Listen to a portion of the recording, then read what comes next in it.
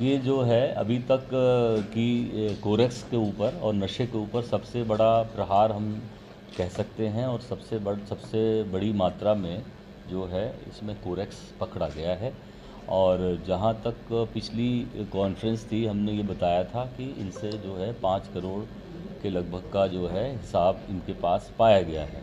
उसके बाद जब उनसे बात की गई, तो उन्होंने ये जो है ये बताया कि इनका जो माल है वो वहाँ पर इन्वेस्टिगेशन के दौरान ये पता लगा कि सागर में, जहाँ के ये रहने वाले थे, वहीं पे है। और इन्होंने वो जो इनका मेन गोदाम है उससे अलग एक गोदाम बनाया हुआ है, उसमें छिपा के रखा है।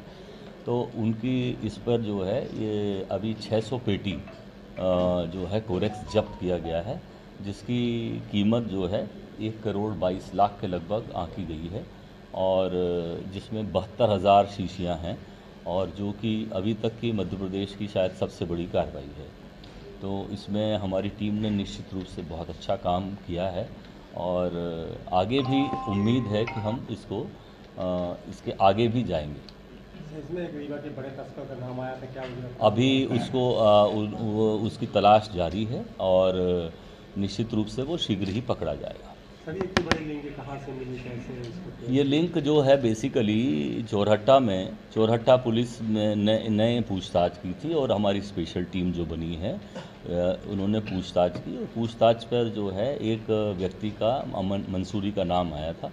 फिर अमन मंसूरी से पूछताछ की गई। अमन मंसूरी ने जब ये बताया कि मैं जो है वो कैश पैसा जो है टाटा फार्मा में डालता हूँ, और उसमें जब ट्रांजैक्शन को पूरा देखा गया, बैंक ट्रांजैक्शन को, तो वो करीब 5 करोड़ के लगभग पिछले 6 महीने का ट्रांजैक्शन 6 महीने के लगभग का ट्रांजैक्शन था, उसमें पाया गया। उसके पश्चात जो है जब और पूछताछ की गई, इंट्रोगेट किया गया, तो उसमें ये बात आई कि अरविंद जैन और सीटू जैन, जो कि टाटा फार्मा के मालिक हैं और वहाँ होलसेल डिस्ट्रीब्यूटर हैं, उनके पास ये जो कोरेक्स है, जहरीली सिरप है, ये इसकी 600 पेटी उनके पास से बरामद हुई है अभी। और ये बन के जो है वो हिमाचल प्रदेश की किसी कंपनी से, किंग्स फार्मा से आती है। अब इसमें आगे भी इन्वेस्टिगेशन जारी है, और निश्चित रूप से इसमें और भी सफलता मिलने की संभावना है। ये सप्लाई कहाँ करते थे जी, सप्लाई तो ये पूरे विंध्य क्षेत्र में होता है। मेनली उनका जो फोकस है वो रीवा।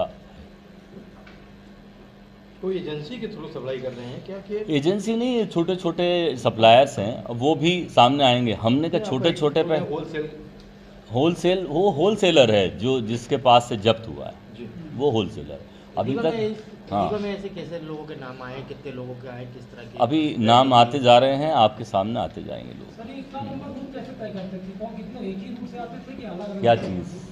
क्योंकि स्टार्ट करने की जो दवाइयाँ स्टार्ट करते थे, इसीलिए करते रहते। ये नहीं, ये सागर से ये स्टॉकिस्ट है, जो मेन स्टॉकिस्ट है उसके पास से जब्त हुआ है।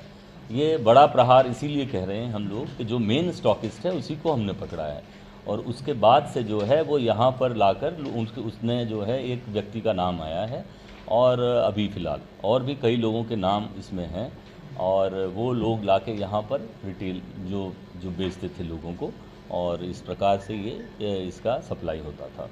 सर, ये कितने वर्षों से कर रहा था ये काम?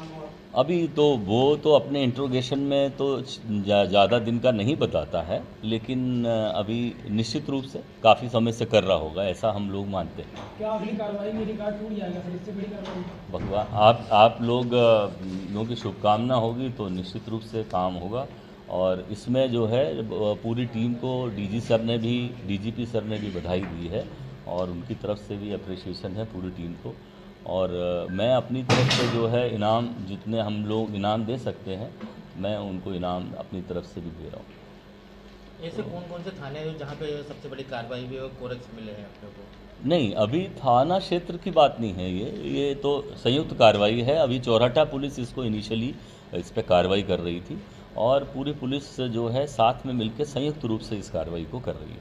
सर, जैसे जोन पे लेकर पुलिस पे कार्रवाई होती थी, हर प्रेस नोट में ये आता था कि यूपी से सप्लाई। तो यूपी वाला पिछली बार पकड़ा गया था, हम लोग उसको इलाहाबाद का एक सप्लायर, इलाहाबाद का एक स्टॉकिस्ट हमने पकड़ के लाए थे। अब जो जिन बड़े लोग हैं उन्हीं पर ही हमारा फोकस है, क्योंकि उन्हीं को पकड़ने से ही इनका ये ख़त्म होगा। अदरवाइज़ छोटे छोटे लोगों को पकड़ने से ये काम नहीं होगा, और ये एक बहुत अच्छी सफलता है, और इस पे लोगों को पता लगेगा कि उनके खिलाफ भी कार्रवाई होती है। एनडीपीएस एक्ट में और ड्रग कंट्रोल एक्ट में, दोनों में इसमें कार्रवाई की गई है। सर क्या इस बार हिमाचल में टीम जाएगी? बिल्कुल, जहाँ जहाँ इन्वेस्टिगेशन में हमें मिलेगा हमारी टीम जाएगी। Thank you. नमस्कार, मैं डॉक्टर अखिलेश पटेल, संचालक नेशनल हॉस्पिटल रीवा से। आज आप लोगों के माध्यम से कैंसर के लक्षण को कैसे पहचाने, इस विषय में एक छोटी सी जानकारी देना चाहूँगा। बात करें कि विंध्य क्षेत्र में पुरुषों में सबसे ज़्यादा कैंसर मुख का कैंसर होता है। मुख के कैंसर को कैसे पहचाने? कभी भी मुंह में या जबान में कोई भी छाले जो हफ्ते 10 दिन से ज़्यादा समय तक हैं, दवाओं से ठीक नहीं हो रहे हैं, तो अपने नज़दीकी चिकित्सक को ज़रूर दिखाएं। हो सकता है वो बड़ी गठान हो। लक्षण जो है शुरुआत में ही पहचान में आ जाते हैं तो उसका संपूर्ण इलाज हो सकता है। दूसरी बात करें महिलाओं में, तो महिलाओं में विंध्य क्षेत्र में बच्चेदानी का कैंसर और ब्रेस्ट, छाती की गठान का कैंसर सामान्यतः पाया जाता है। उसमें अपन बात करें लक्षण क्या आते हैं, तो छाती में यदि किसी भी लेडीज़ को, यदि वो 30 साल या 35 साल से ऊपर की हैं, कैसे भी असामान्य गठान छाती में महसूस होती है तो अपने नज़दीकी चिकित्सक को ज़रूर दिखाएं। वो सामान्य या असामान्य या कैंसर जैसे भी बीमारी हो सकती है। और महिलाओं की दूसरी जो सबसे बड़ी बीमारी है वो होती है बच्चेदानी का कैंसर। बच्चेदानी का कैंसर अमूमन 40 वर्ष के ऊपर की ही महिलाओं में पाया जाता है। उसमें असामयिक तरीके से रक्त का स्राव या मावात का जाना, ये उसका प्रमुख लक्षण रहता है। तो यदि किसी भी महिला को असामान्य रक्तस्राव और मावात जाने की शिकायत लगातार बनी हुई है तो अपने नज़दीकी चिकित्सक को जरूर दिखाएं। ये हो सकता है कि बड़ी बीमारी हो। समय रहते यदि इसका पता लगा लिया गया तो इसका इलाज पूरी तरीके से उपलब्ध है, और ये इलाज हम नेशनल अस्पताल रीवा में आयुष्मान, ESIC एवं विभिन्न सरकारी योजनाओं के द्वारा निःशुल्क उपलब्ध कराने के लिए संकल्पित है। नमस्कार।